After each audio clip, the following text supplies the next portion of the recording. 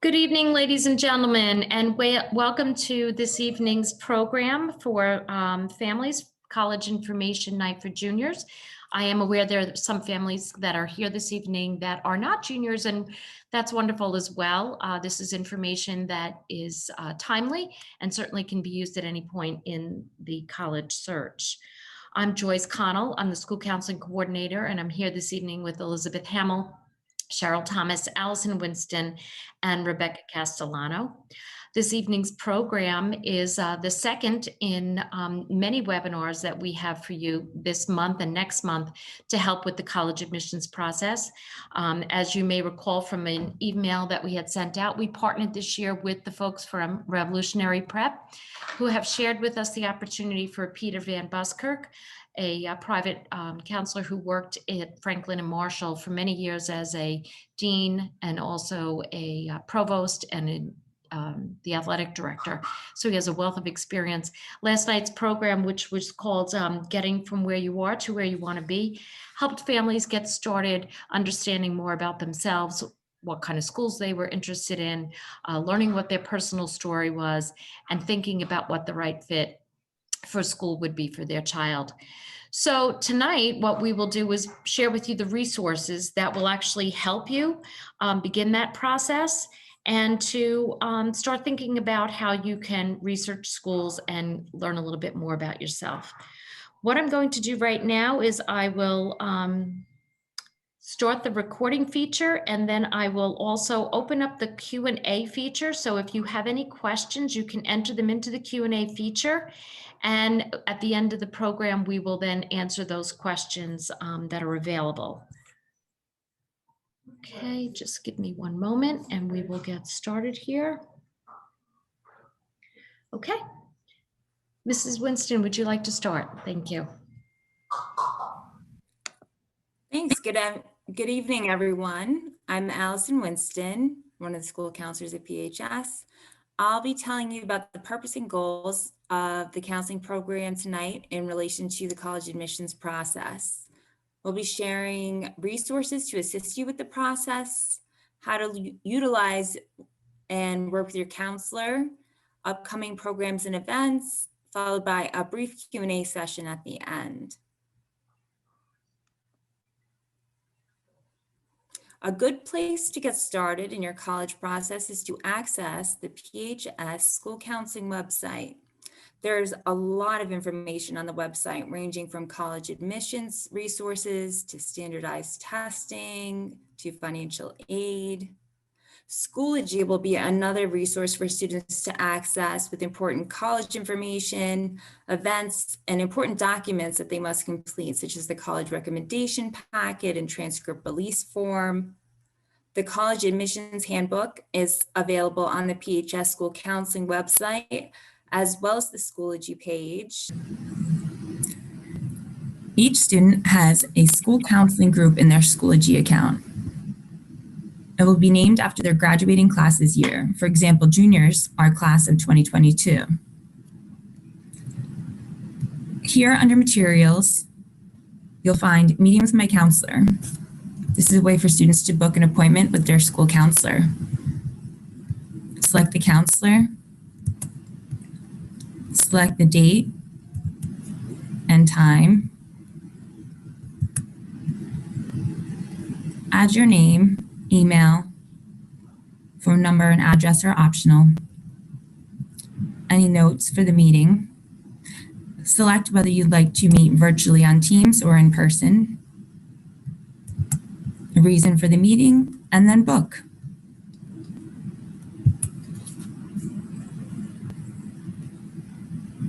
We will also be posting upcoming counseling programming, junior program specific,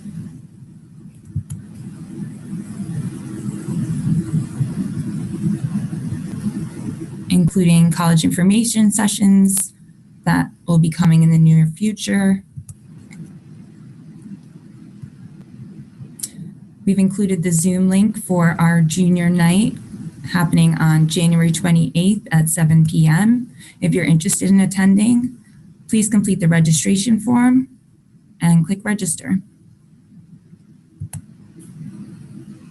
We've also included the College Admissions Handbook as a resource for students as they start the college admissions process.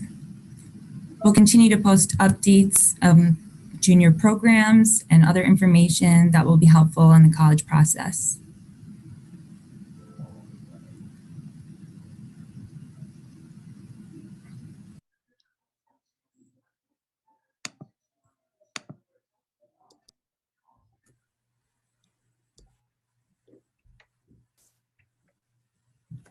I don't know if we want to refer back to the original school counseling website video. There was a few more bits of information that was going to be shared. I don't know if you want to try that one more time.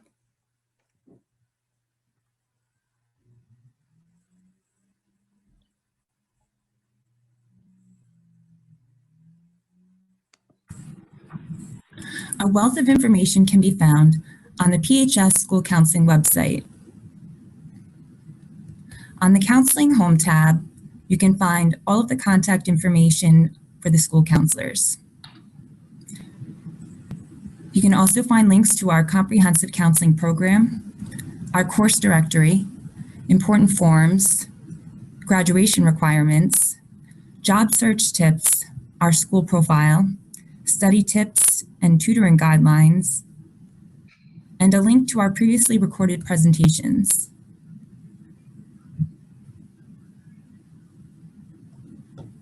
The second tab on the drop-down menu will bring you to information about standardized testing. There's information about free practice tests for SAT and ACT, concordance tables to compare scores from the different tests, information for students with disabilities that would like to request testing accommodations, as well as several test prep organizations. The third item on the drop-down menu will bring you to the college planning information. There's a wealth of information, important information and links, documents and resources on this page. I will just like to highlight a few. The College Admissions Handbook, which is a comprehensive look at the college process. The College Recommendation Packet, which needs to be completed at least 2 weeks in advance of any college application deadline. The diploma name form and the transcript release form. Both need to be completed and returned to the school counseling office before any transcripts can be sent to colleges. On the right-hand side, you'll see a tab to go to financial aid. Here you can find links to informative and important financial aid resources, including the FAFSA, the CSS profile, and the New York State Higher Education Services. That website is where you can apply for the tuition assistance program as well as the Excelsior Scholarship. The link to the NCAA information gives important information for any student planning to play sports in college. You must complete the registration process by logging on to the NCAA Eligibility Center found here. The scholarships link will direct you back to Naviance, where there's a complete list of current and available scholarships that students can apply for. The grade level tab will bring you to a breakdown of each year of high school. For juniors, your junior year overview will give you a snapshot of what's to be expected in your junior year. Junior programs will give you a calendar of the programs throughout the course of your junior year. Back to the junior class page. There's a lot of helpful information, links to important websites and documents, and this is constantly updated.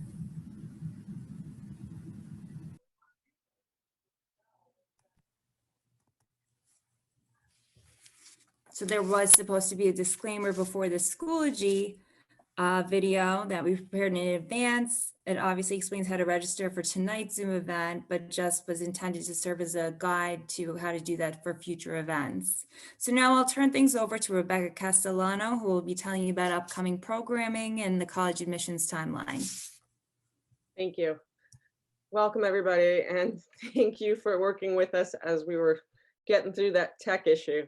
It's nice to be with you this evening. So, junior year. What Ms. Winston showed you on the Schoology page was how to set up a meeting with your counselor at any point in time. Those meetings are shorter meetings, about 20 minutes in length, or it could be as long as a student needs. The course selection meetings that have already been set up, students should check their calendars, have been set from February through March. Those are longer meetings. In the past, students and their counselors would meet every year to look at course planning for the following year. This year's meeting is a little bit longer. We schedule for about 30 minutes because we want to spend time continuing the conversation that we've been having for the last several years in terms of graduation requirements, previewing your transcript and your GPA, looking at the coursework that you're going to be selecting for senior year, and making sure that it's an appropriate fit. Senior year is not the time to decide to put every AP that you could possibly take into the basket.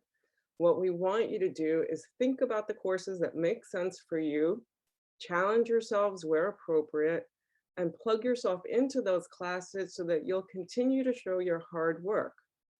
As you start senior year, you want stability. You want to get in there, you want to do your good work, and you want to keep those same set of classes through the year.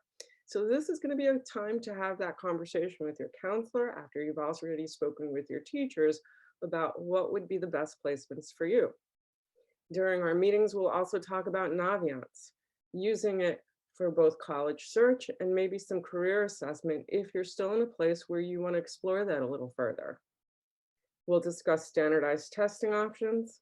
And then lastly, we're going to take a look at the student profile. The student profile is really that piece that encompasses the full student that's beyond just the numbers on pieces of paper. It's about your involvements, it's about your passions, it's about what you can do to set yourself apart, or it's that opportunity to kind of figure out how to go about doing that. So often we get asked the questions, what can I do? Where can I start? And then the statement always comes out, I'm going to mess this up. I don't want to mess this up. Well, let's alleviate some worries. You're not going to mess this up. Work with your counselor. That's what she's here for. You have one meeting that's already set up for you. And now you have a tool to set up as many meetings as you want to follow up on any questions or concerns. We're certainly available in person, on Teams, through email. So make use of that resource. We're here to best support you as you go through this process this year, as well as next year. So if you want to know what can I do from February to June, here are some jobs.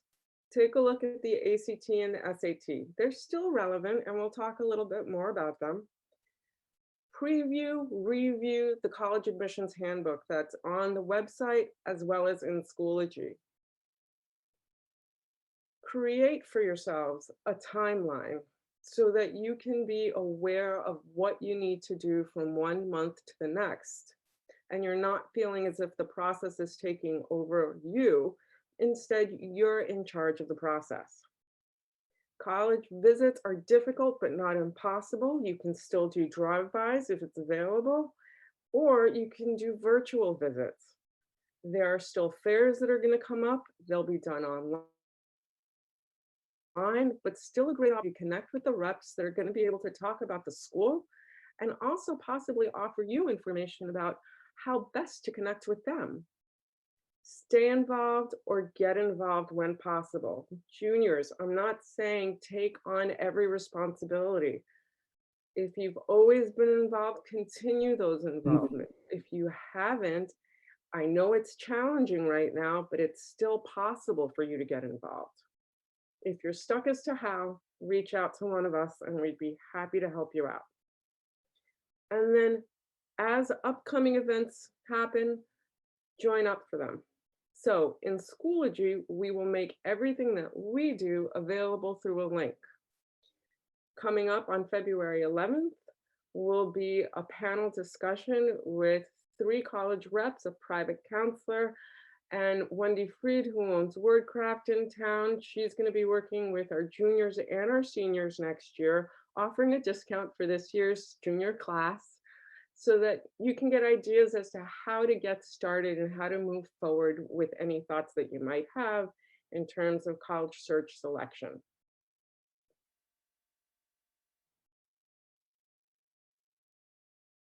So, Ms. Winston pointed out the College Admissions Handbook.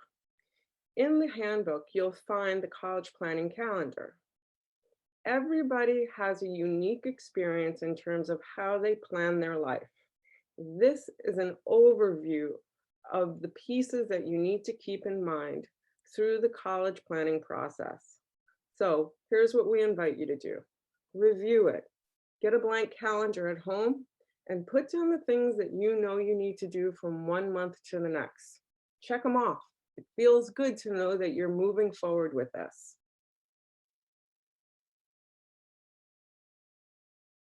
Lots of questions about standardized tests. Should I take the ACT? Should I take the SAT? Should I not take any?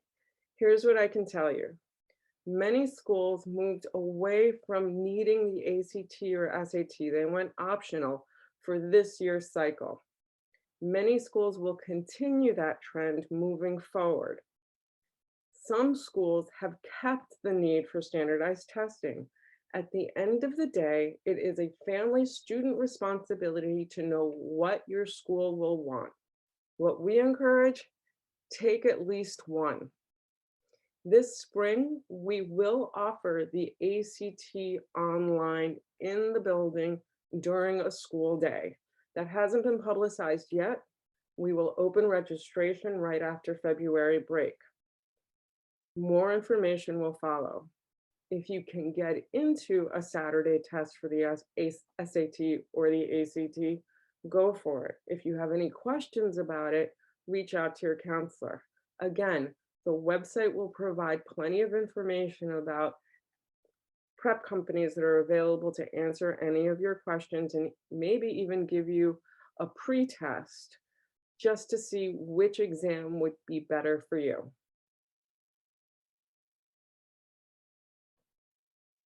So I'm going to turn this over to Mrs. Thomas, who's going to walk through Naviance one more time for you.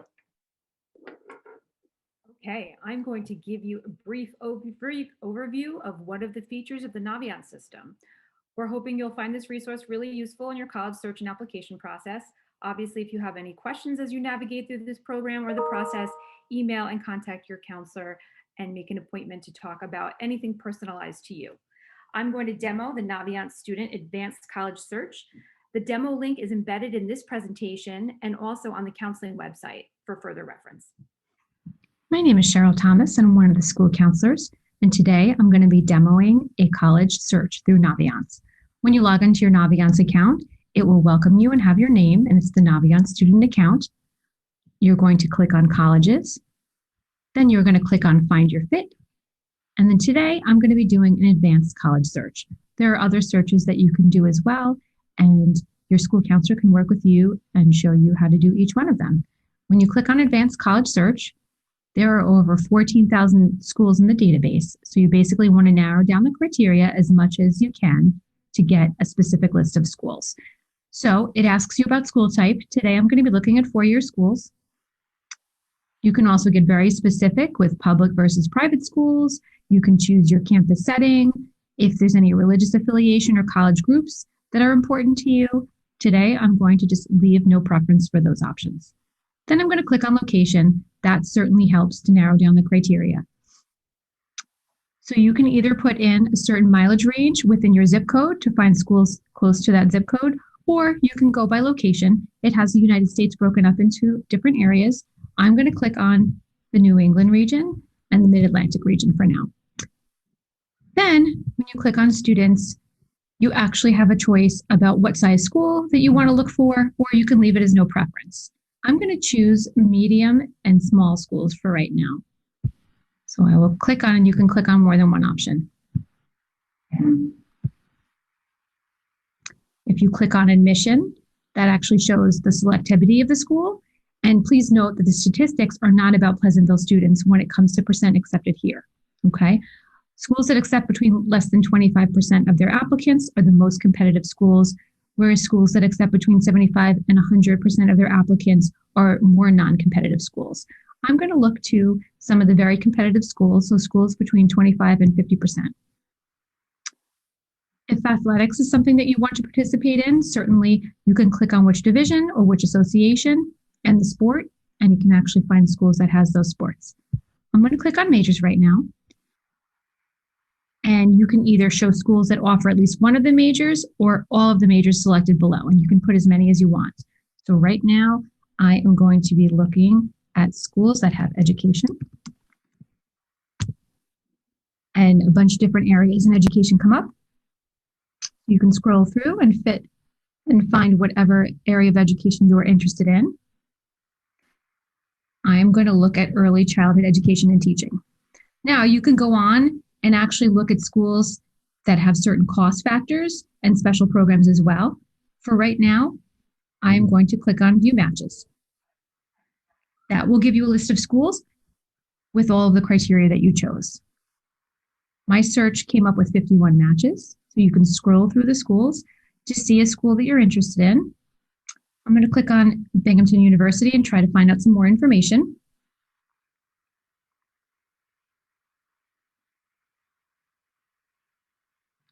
This actually gives you an option of a virtual campus tour, shows you some pictures of the school, the average net price of the school, the graduation rate of the school, the acceptance rate of the school, which is the selectivity. The school accepts 40% of the people that apply, and college overlaps. Those are the schools that students that apply to Binghamton, what other schools they also apply to. It also shows you that they have early action, and that's what the deadline is. I'm going to click on the scattergram to see my chances of getting into the school. Okay, and you can take a look. It actually has your weighted GPA, and if you've taken SAT or ACT scores, it should plot you out on the graph.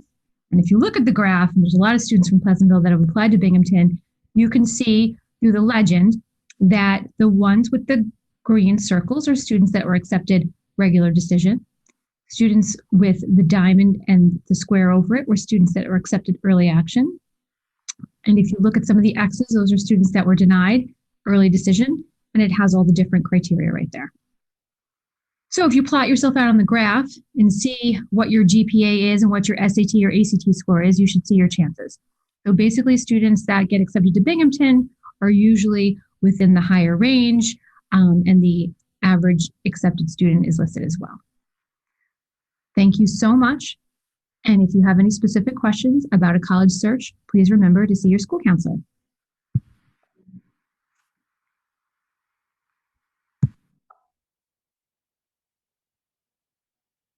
This is just a recapping of our upcoming events. The college panel presentation for students and family that's coming up in February 11th. The individual post-high school meetings for juniors that are running between February 22nd and March 5th.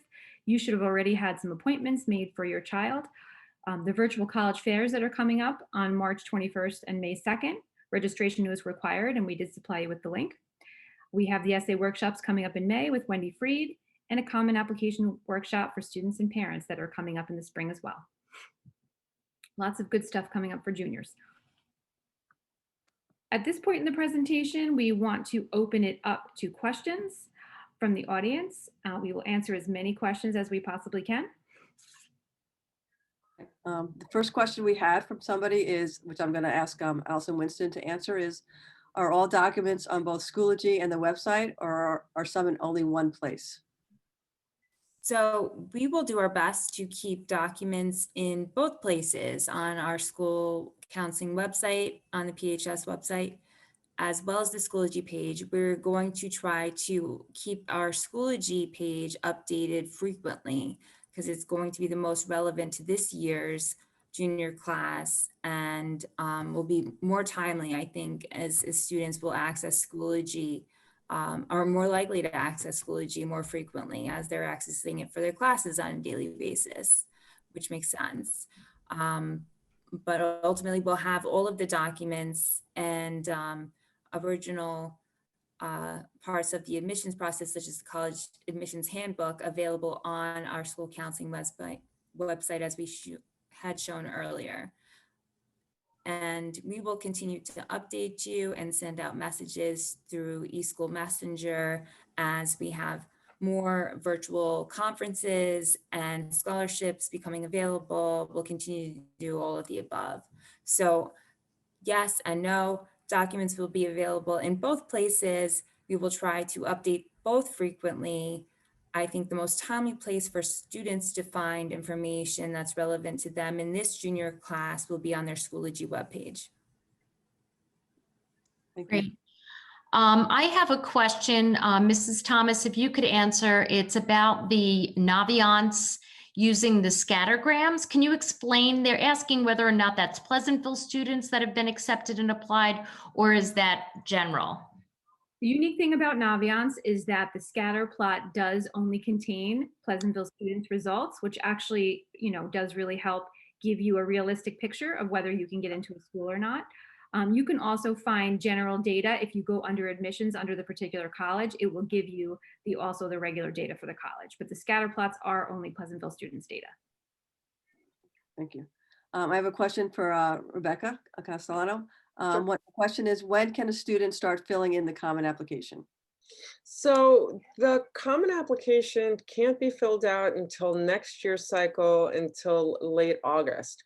What students can do is go ahead and register for a common application account, and they can preview the information. What we would hesitate to have you do is fill in the document at this point, because in August, the old application rolls over to the new application, and we would hate to have your information basically deleted. So more information about all that will be coming up when we do our common application workshop. But if you're eager to see what the application actually looks like, feel free to go on to commonapp.org. Links can be found on our website as well as Naviance, and just take a look at it. Thank you. Mrs. Thomas, two questions about Naviance. One is asking about how they can get their registration code, and the other is asking about whether or not the data that covers on the scattergram, what years that's for. You can get your registration code for Naviance from your school counselor. So you can either visit the counseling office, you can give us a call or email us, and we can help get you registered that way. And as far as the plots of data, we cover 5 years of student admission results in the scattergrams. Thank you. Ms. Winston, next question is, would you recommend that a student take more than one SAT test? I think this is a complex question considering the current situation we're in. I think if you have the opportunity to, I think go ahead and do so. I think that those opportunities have become fewer than they have been in the past. We offered a school-based SAT earlier in the year. We are likewise offering a school-based ACT exam in April to give students an opportunity to test. It's just becoming more complicated to register and sit for these exams because of the nature of the pandemic. A lot of schools have become test optional, and it's unclear whether all of those schools will, keep those policies in place or require those tests going forward. So it's really a fluid situation. I think if you have the opportunity to take a test, you should. And we can't predict the future at the same time. So we're doing our best to make those tests available for our students at PHS by offering a school-based test. So if you have the opportunity to register for our school-based exam, to at least get that one opportunity to have it. Thank you. Ms. Castellano, do parents attend the meeting with the guidance counselor in February? And if you could talk a little bit to how they help narrow down the choices that students may find on that Naviance website. Sure. So totally up to the families. Some parents choose to be a part of those meetings. Oftentimes, though, they're just between the student and the counselor. Because that's an opportunity for the student to connect with the counselor. But again, totally up to the family and totally up to the student.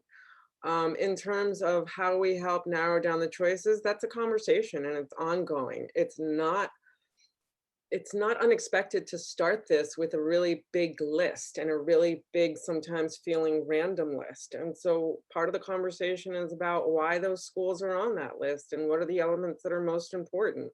And so those conversations happen in the counseling office, and hopefully they're happening at home as well, in terms of where the schools you're looking for will be located, the size of the schools, the academic programs of the schools. So all of that factors into how many schools students will eventually have on their list by the time applications roll around in senior year. And typically students will start applying in November.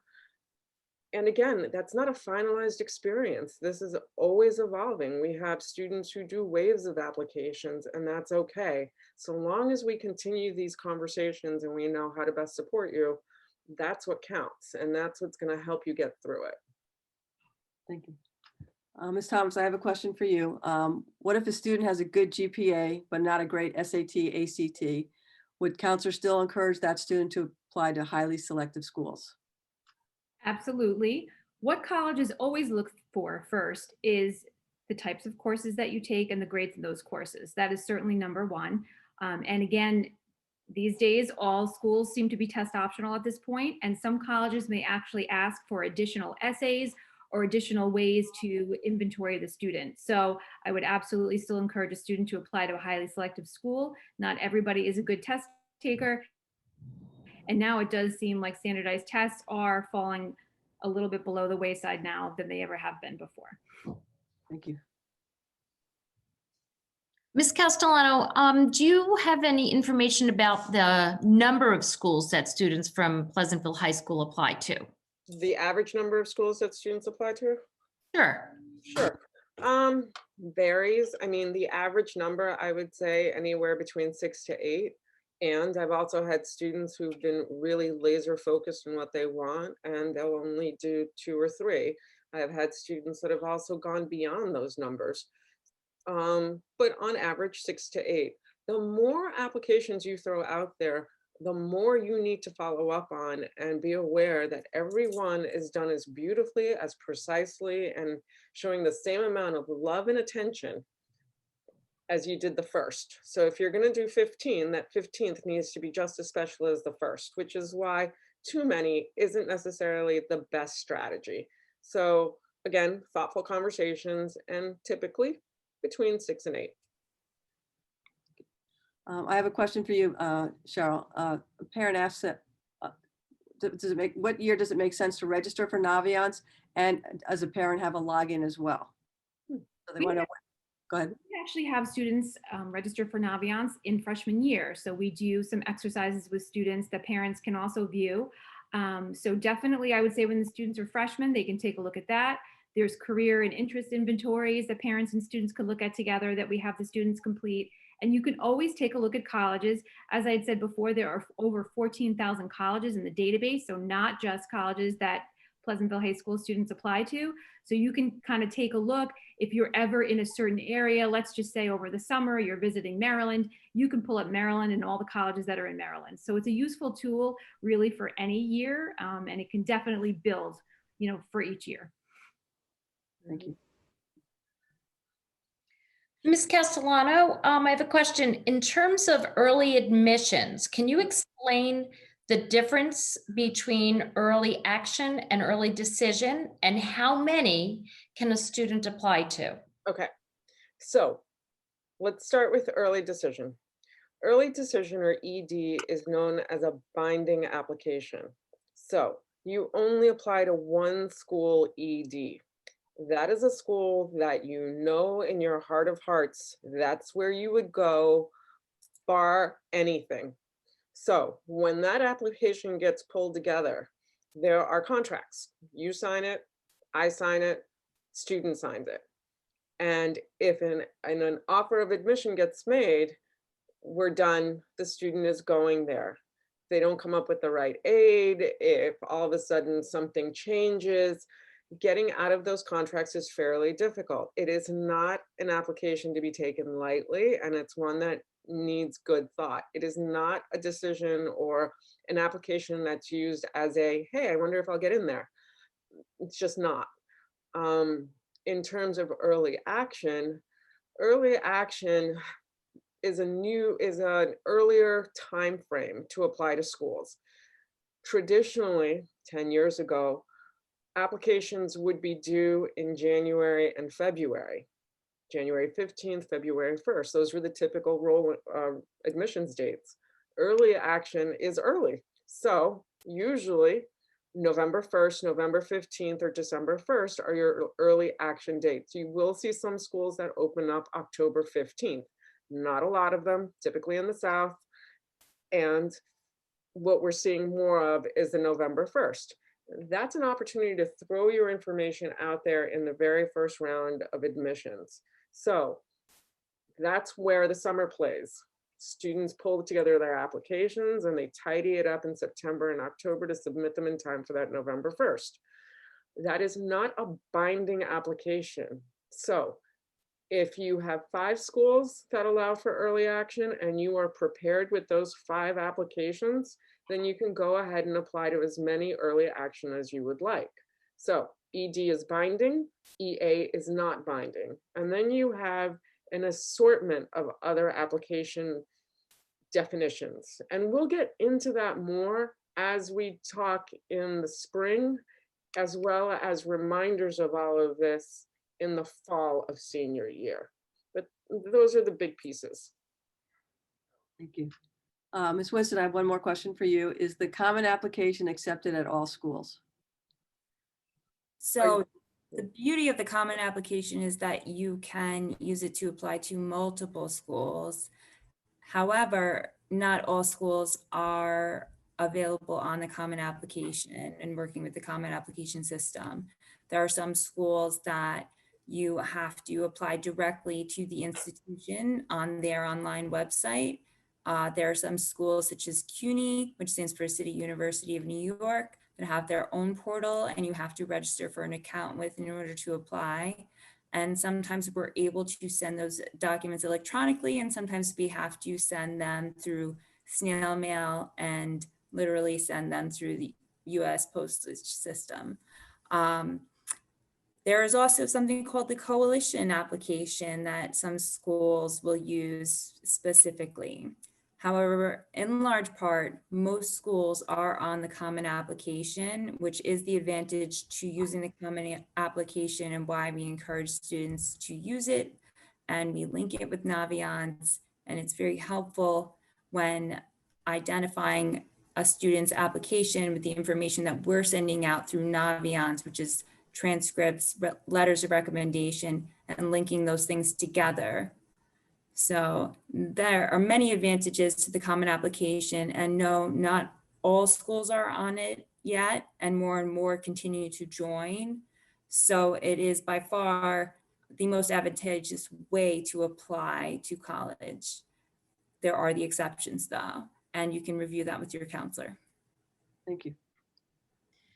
Mrs. Thomas, could you talk to us a little bit about AP courses? There's a question about how do we register for an AP level class. Could you speak to that and some of the course selection process that will happen in February?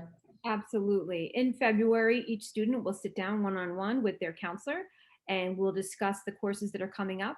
The first opportunity a student really can take to take an AP course is in sophomore year. It is typically at the Social Studies AP World course. So basically every student is different. There are some students that have some knowledge of computer programming, and that might be an option for a sophomore or a junior. And then as things progress in your junior and senior year, more and more AP opportunities do open up. And I know that coming up in the spring, we're going to be talking about some more AP options for students as well. So typically sophomore year, we really like freshmen to kind of transition in, and they will take maybe some honors courses and some Regents level courses and kind of work their way up to AP. Okay. I have just one other question for Ms. Castellano. Maybe do you have any insight into when colleges may allow campus visits? I wish. You know, I think this is ever changing. I think we'll get better information on February 11th. That's when we're going to have reps from the SUNY system. We're going to have a rep from 2 private schools. They're all connected with colleagues in different organizations and coalitions. So they're all having these conversations. My suggestion is tune in on that night, and that's a great question for them. As we get info, we share it out with you. That's the best I got tonight for that one. And definitely contact the college if you have any questions. I just had a student that went to Marist and did get a tour. So there are some schools that are doing socially distanced tours, and there are some schools that aren't ready depending on the state and depending on the situation. So definitely, if you have any questions, call the college and ask what opportunities they have for you. Yeah, some campuses are allowing drive-by self-guided tours. Again, every campus is going to have their own take in terms of what they'll allow, but just like Mrs. Thomas said, do contact the colleges and tune in on February 11th. Let's talk to them about it. Thank you. There's one last question, and I'm going to actually leave it open to any of the counselors to answer. It's about working with families and how best can a family work with the counselor in terms of guiding and coaching the child on which schools might be the best fit for them. I'll start off with this one. I would say that each family has an individual way of handling the process. I would say the best way to kind of do it is to keep your counselor in the loop and ask as many questions as possible as early as those questions arise for you, because your counselor will sit down with your child and come up with an individualized plan for them. So, for some students, they are certainly not ready in freshman and sophomore year to be discussing college. And for some students, they have been thinking about it for a very long time and they have questions and they want to start doing searches. Everyone's timeline is different. And I think that everybody should just take a very individualized approach. And your school counselor is here to answer any questions that you might have and guide you in the right direction. Yeah, I would also add, have conversations in terms of encourage conversations and think about the qualities of the schools that you're looking to apply to, as opposed to the names of the schools that you're looking to apply to, because that also feeds into the conversations you can have with your counselor about how best to guide this. And, honest conversations about finance and distance are so vital when we're starting to work with families and what their planning is going to look like. So start those conversations at home so that we can continue them in the office. We're always available via email if you've got a quick question. We're not going to write back pages because that's a chat and not an email, but we work together on it. I would agree with what both counselors have just said. I think being in communication is probably the most important thing early and often, especially, approaching, junior year. It's really important to be in communication, setting up meetings, having conversations, whether it be through Teams or on the phone or in person, however we can manage. But I think it's really important to be in communication, especially for students with counselors and also for families in general. We work as a team. And I think that is probably the most important thing, staying, a part of the programs that we put out there, being involved in those programs. We put a lot of information out there through the counseling website, through eSchool Messenger. Those programs are for you to help you stay informed. And if you have questions or feedback or want to meet in relation to those events and those meetings, that's what we're here for. We're open for that. So I think communication is probably the most essential part of this process. Thank you. So I just want to remind everybody about some upcoming events. As was mentioned earlier, we do have a program scheduled in February. It's going to be the evening of February 11th, and it's a panel discussion. It will be virtual, such as this. more of a discussion-based conversation with folks like Bob Sweeney, who is a college consultant. He also worked as a school counselor and is a father who had a child go through the process. So he brings in a wide variety of experience in that area. We also have 3 colleges that will be present. We have Syracuse University, a private university. We also have a state school, SUNY Binghamton. And we have Iona College as well. And also Wendy Freed will be joining us, sharing some perspective, not only as a parent, but also as a professional in terms of the editing and working on the college essay. So we hope you join us on February 11th. A link will be shared with the families tomorrow via email, so look for that. I've also shared an email previously, and I'll share the information again through Revolution Prep for the 2 other programs they have. One is called the Admission Game. We had Peter here many years doing that with our students and families in an evening program. It's an interactive experience where you get to learn what college representatives are actually looking at when they make decisions on the application. And then after he gives you all those keen insights, he then allows you the opportunity to review some applications and make a decision on who you would choose in a hypothetical. So it's a fun exercise. I think it's very insightful and gives families a great perspective on what the actual admissions process is like. And then he also has a program on February 24th, which speaks to some of the changes that have occurred in the college admissions process given the COVID-19. As Ms. Castellano had mentioned earlier about SATs and ACTs, some schools are now eliminating that option. Some may return to that option. The essay is more important than ever before because of the lack of the accessibility to those scores. There's also a change in terms of whether or not interviews are available and how those will happen. So it's an important, conversation, and certainly a well worth opportunity to listen to. Beginning on February 23rd, the counselors will start meeting with the juniors. Teachers will begin as early as next week entering their recommendations into the eSchool portal. That portal will be shared with the students and families, and we hope that you take a chance to look at those recommendations and talk it over as a family, so that when the counselor meets with the student, there's knowledge of what those courses are and whether or not it's something that you want to continue with, or if you would like to make some changes. In the interim, we welcome any opportunities to speak with families. Please reach out to your counselor if you have any questions. I saw a few questions in the chat asking about Naviance. If you have any questions about how to register for Naviance, please contact Lisa Mangieri, our secretary. She can be reached by email or phone, and that information is available on our website. She can help you get set up. And if you need a private or, even if you want a small group tutorial, we can work on doing that. We've done it through the Parent Council in the past. And just as we have these video programs, we can certainly post a video on how to get onto the Naviance program if you're interested. So I don't see any more questions in the chat. Ladies, are there any last words that you'd like to leave? Anybody have any other thoughts they'd like to add to information we've shared this evening? No, I'm good. We're all good.